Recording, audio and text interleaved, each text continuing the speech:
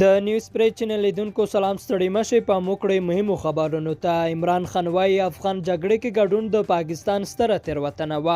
د پاکستان صدر اعظم عمران خان د خپل هیواد په مخکنیو حکومتونو او چارواکو نیوکه کړې چې ولې د افغانستان جګړه کې ګډون کړی دی عمران خان ویلي چې دا د پاکستان د بخونیو واکمنانو لویه تېروتنه وه چې په افغانستان کې د امریکا په مشرۍ له ترهګرۍ سره په جګړه کې داخل شول نوموړي دا نه دی ویلي چې په دغه جګړه کې پاکستان ته کوم زیان رسیدلی خو د په خبره پاکستان د پیسو په بدل کې د بهرنیو جګړو برخه ګرځېدلی او باید دغه ناقصو تګلارو له تېروتنو څخه زده کړه وشي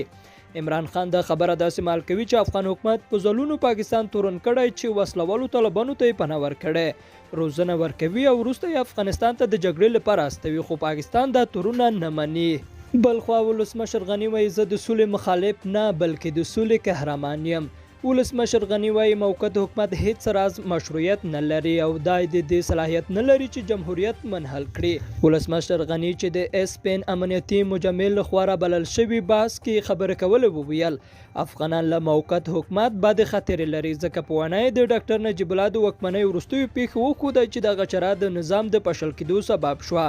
نوموړی وایي زه په هیڅ ډول د سولې مخالف نه بلکې د سولې قهرمان یم اشرف غني وایي تمه لري چې د امریکا نوې دره د سولې په اړه یوه واقعیانه بیا کتنه وکړي شته ننګونې وګوري او داسې پرېکړه وکړي چې د دواړو هیوادونو امنیت ورسره خوندي وي